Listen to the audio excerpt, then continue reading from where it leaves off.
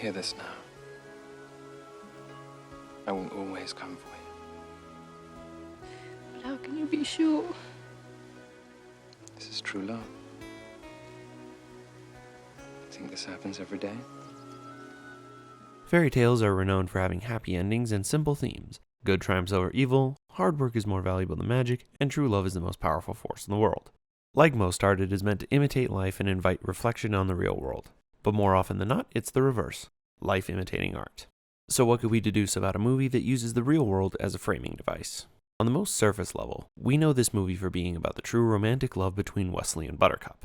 While it is a wonderful love story filled with hope and friendship, there is just as much to be seen in the familial love between the grandfather and the grandson, whose story and character traits parallel those of our medieval heroes more than we may suspect. So this Valentine's Day, let's take a look at the first 10 pages of one of the greatest love stories ever made, Fight Me, and learn that there are more types of love than just romantic hiding within its dialogue. As you wish. It's not an opinion, it's barely an analysis, it's just the first 10 pages.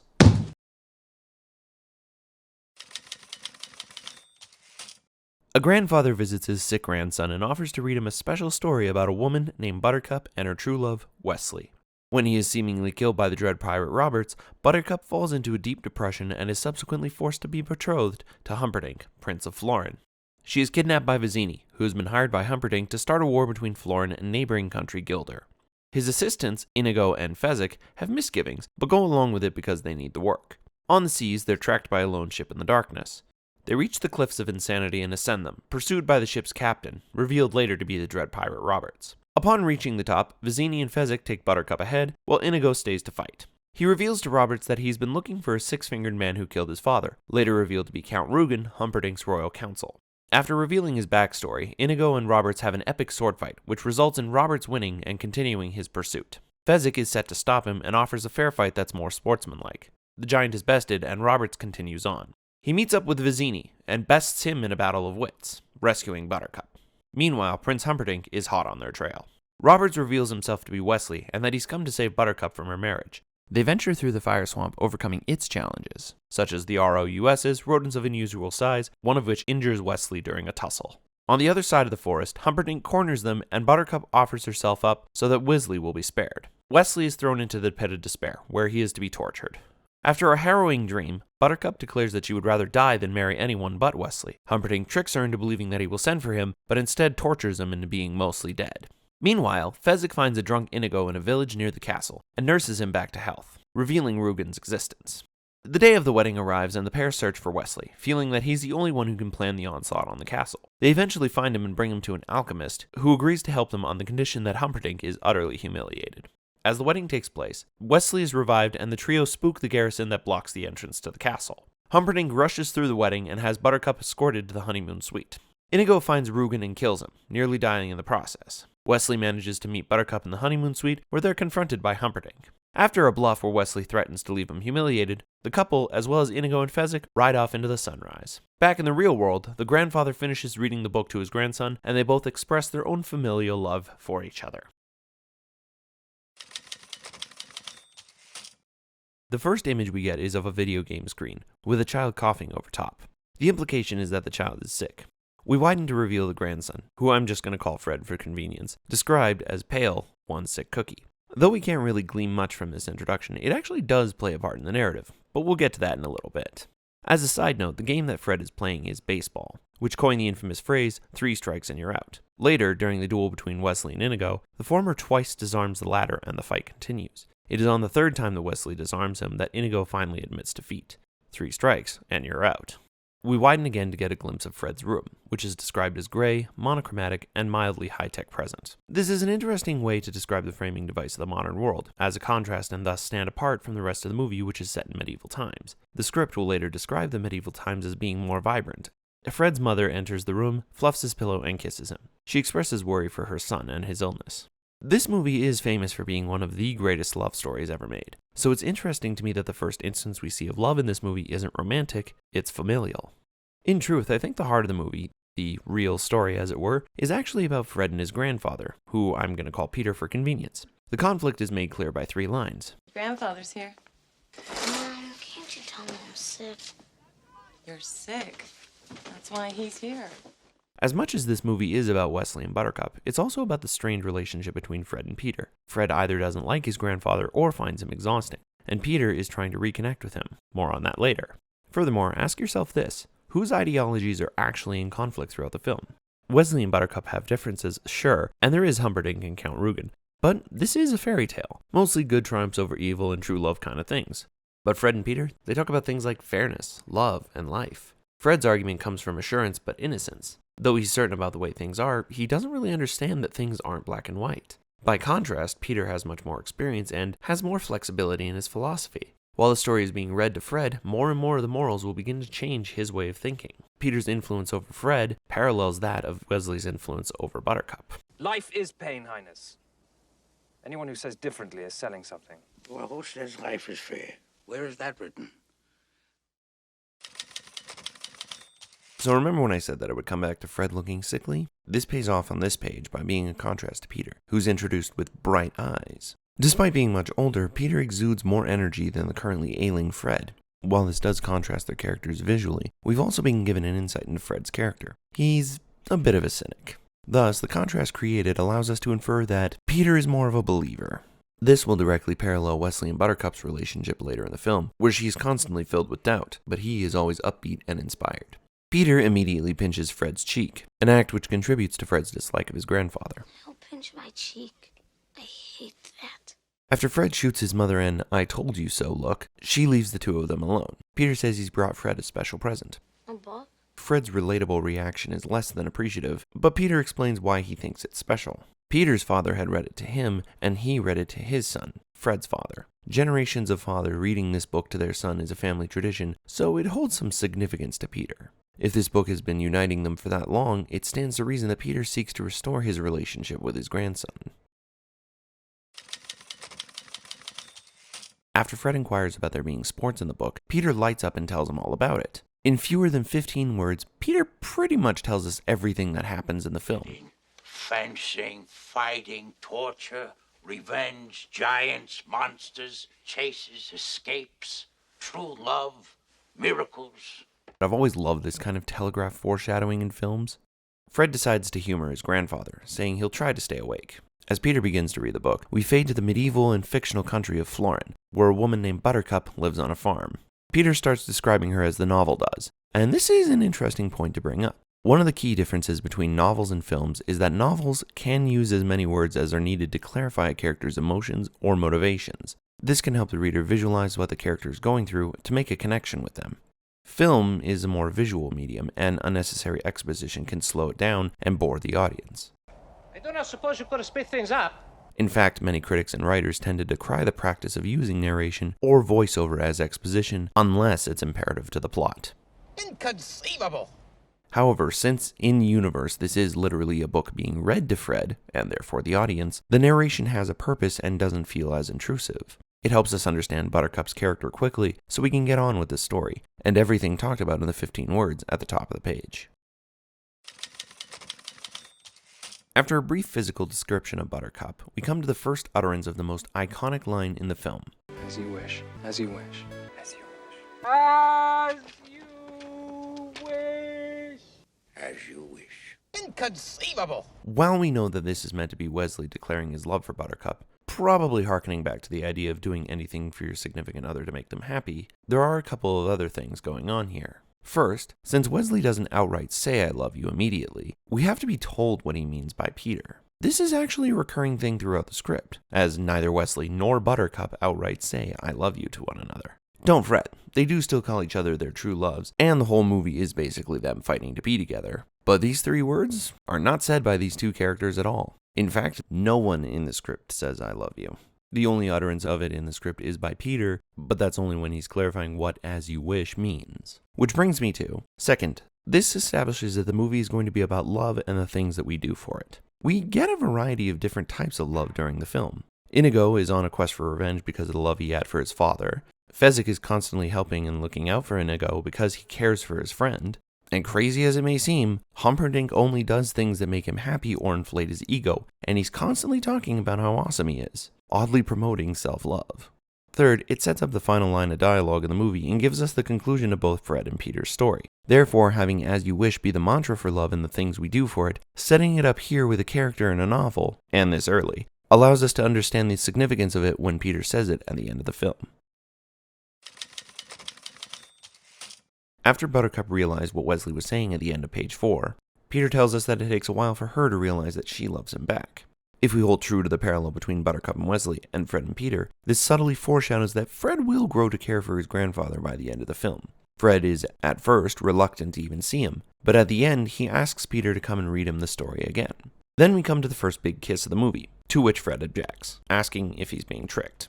This is a bit interesting since Wesley will later trick Buttercup into thinking he's merely a random pirate rather than her true love come to rescue her. Peter assures him that the book gets more interesting and continues onward. Again, this highlights the differences between the pair regarding their patience. Fred, being a kid, wants everything immediately. Peter is telling him to wait and see.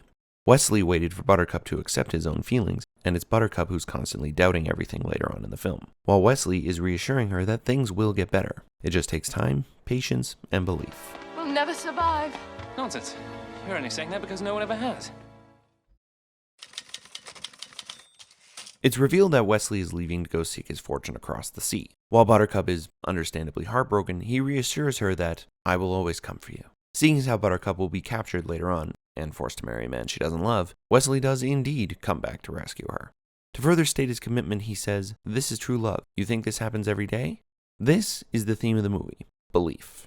While Wesley may do more, Buttercup goes through a bigger arc. She's full of doubt at the beginning of the story, and even these early interactions with Wesley highlight that, not recognizing his feelings and doubting her own. This extends into later on, where she demonstrates a lack of belief that she is able to be happy, and harbors no belief in any love for Humperdinck, true as that may be. Even when Wesley returns to her, she doubts that he's even still alive. She thinks that they can't survive the dark forest, believes that Humperdinck will catch them, and even gives herself up at the midpoint because she doubts that Wesley can defeat him. During the third act, having realized the power of belief, has wall-to-wall faith that Wesley will rescue her, even daring to be defiant to Humperdinck in front of everyone at the church. And why is there fear behind your eyes? The only time she falters is when she thinks she's been married and sinks into despair once again at the prospect of Wesley being truly dead. Once she finds that he's alive, hope returns and her doubt dissipates. While you could probably read a lot into this film in terms of self-doubt and even depression, it's not just expressed by Buttercup and Wesley. Fred constantly doubts the book, whether he will like it, whether true love will prevail when it's revealed Humperdinck lives, and he definitely doubts that he'll enjoy the kissing scene, all of which has changed by the end of the film. Inigo admits to Wesley that he's been doubting his quest for revenge, which is what led to his depression and alcoholism. It's only when he gives himself over to belief that he starts to succeed. Vizzini, Rugen, and Humperdinck are paragons of arrogance and are undone by this in the end, showing the folly of taking the lesson to the extreme. Wesley only ever expresses doubt once in the film, when he claims the rodents of unusual size don't exist, which immediately backfires for him, and he's coerced into a fight with one of them, during which he is badly wounded. Interestingly, he even uses Humperdinck's doubt against him to win at the end of the film. Drop your sword. The page concludes with Peter telling us that Wesley has been murdered by the Dread Pirate Roberts, and Fred approving of this storyline. Then we cut to a shot of Buttercup in her room, alone with her despair. After hearing of Wesley's passing, Buttercup locks herself away and declares, I will never love again. While Wesley will be more proactive and cause more stuff to happen, an inactive protagonist is still a compelling one, so long as that inaction is a choice. Buttercup may not do a lot, but her lack of belief in choice still causes the plot to happen because of it. But even more than that, this line is actually saying, I do not believe that I will ever find true love again. The grandfather reads on, revealing the time skip of 5 years, where a prince named Humperdinck is addressing his people about the upcoming anniversary of his kingdom and his pending marriage to a commoner. The king and queen are unnamed, which means they aren't really the ones in power anymore, and likely won't be important to the overall narrative. Humperdinck doesn't even try to hide his belief that he's the most powerful and important person in the world. He openly calls his subjects common, and even refers to the woman he picked as his future wife as common. When he tells his subjects that they will not find her common now, he's telling us that he sees himself as so powerful he can change common folk to royalty. Basically, he's just boasting about being able to exert his will on others. The action names only one other character on the balcony, and tells us that he's also the only one equal in strength to Humperdinck, Count Rugen. While his appearance here may seem innocuous, we will later learn that he is the main villain of Inigo's story, his quest for revenge. With just this action description and Humperdinck's first line, the only time he speaks until page 41, we know everything that we need to know about our antagonists. As the commoners turn their head towards a staircase going upwards, they behold the visage of Buttercup, not in farm clothes, but in elegant royal garb. It's interesting that she's at the bottom of the staircase, still amongst the people, while her fiancé is much higher up. This is probably to reinforce the idea that Humperdinck still sees her as beneath him. The rising stairs could also be a metaphor for rising to a challenge, since Buttercup does not believe in love or that she'll ever be happy again, and this movie is all about believing in love and happiness. You could argue that her being at the bottom is just to show the start of her journey. But there is another take to this. Later on, Buttercup will have a nightmare about being married to Humperdinck and being the queen. This is after she finds out that Wesley is still alive and she feels like she has abandoned him. This is represented by the old woman booing her and calling her garbage. That nightmare is arguably Buttercup's lowest moment in the film, and the scene plays out almost exactly the same as it does here. Thus, it's a reflection of her sadness. She feels low and that nothing will or could break her from it. It's also interesting that Buttercup moves amongst the people. While we could brush this off as more visual clues that Humperdinck still views her as common, I think it goes deeper. It'll be revealed in less than half a page, but Peter reads on and tells us that Buttercup does not love Humperdinck. Buttercup moving amongst the people is a visual clue to tell us that she doesn't want him. She wants someone common. She wants her farm boy. The page continues with Peter revealing that Humperdinck assures Buttercup that she'll grow to love him. Another perfect example of Humperdinck's character. You don't love me? You will. The last thing revealed on this page is that Buttercup's only joy comes from her daily horse rides. This is probably because she's trying to get away from the prince. Likely not just because she doesn't want to be around him, but also that she can run away from any thoughts of romance or love. Page 9 gives way to the inciting incident, Buttercup being kidnapped. While there are several things that do start Buttercup's journey, nothing is as jarring or ironic because Buttercup doesn't want to be around Humperdinck, but then is kidnapped to be taken away from him. The character description of the three about to kidnap her are just about as perfect as you can get. They're described as being not your everyday commuter types, which immediately tells us that there is something fishy about to happen. Vizzini is said to have an angelic face, which helps sell the fact that he's a liar. Inigo is described as being erect and taut as a blade of steel. Stop snickering. Erect means uptight or straight, and taut means stretched or pulled tight. Blade of steel tells us that he's a sword fighter, which we can immediately assume means this man has some honor. Fezzik merely gets is a giant, which is simple but effective, like the character himself. Vizzini deceives Buttercup into a simple lie. Fezzik knocks her out with a nerve pinch. The trio bring her onto a boat in the Florin Channel, and Vizzini tears some fabric from an army jacket, tying it to Buttercup's horse. The action describes this as an operation with a sense of tremendous skill and precision. While this is an apt description for the group, the action invites the question of, what are they up to? A sentiment expressed by Inigo. This one line also suggests that he is either unaware of or not fully on board with what Vizzini is doing. This question will later be paid off when Inigo reveals that he only works for Vizzini to pay the bills. Thus, we can conclude that Inigo will be a more important character than has been revealed. Vizzini answers Inigo's question and reveals the fabric to be from the uniform of an army officer of Gilder. Since we know that Buttercup and Prince Humperdinck are from the country of Florin, we can guess that Gilder is a different country. Since it's an army jacket, we can assume that Vizzini is, somehow, trying to start a war between the two countries. Fezzik's first line is, "Who's Gilder?" While this allows Vizzini to exposit for the audience, it also shows that Fezzik doesn't know the basic geography of where he's living. Therefore, like Inigo's first line, he's likely not aware of what's really going on, foreshadowing that he will likely be a force for good rather than evil. Vizzini lays out the plan. The horse will run back to Humperdinck wearing the garb of a rival country, thereby prompting an invasion. Vizzini's assurance of himself is the fatal flaw that is ultimately his undoing later on, foreshadowing that Humperdinck's arrogance will also be his undoing. Vizzini also lets slip that he plans to kill Buttercup, which Fezzik immediately objects to. This supports the idea that Fezzik has a moral compass. Vizzini further proves his arrogance when he belittles Fezzik's intelligence. The last line of page 10 belongs to Inigo, and shows his friendship with Fezzik, immediately rushing to his defense, agreeing with him in saying that it's wrong to kill Buttercup. This proves that both Inigo and Fezzik are not bad guys, but are in a situation where they're being forced to do bad things. Clearly, these two characters will have more to offer the plot later on, but the setup they have here has established that they're just heroes in waiting. On the surface, this movie professes to be about romantic love exclusively, but the first 10 pages show us that our characters are driven or influenced by several other types as well: self-love, familial love, and platonic. By having the framing device set in the real world, the film invites direct comparisons and parallels between the story being told and the relationship between the grandfather and the grandson. It allows the story to be constantly retold, and we can simply interpret it as another person reading to their child, creating a lasting generational tradition, proving that true love isn't just romantic. Maybe you could come over and read it again to me tomorrow. As you wish.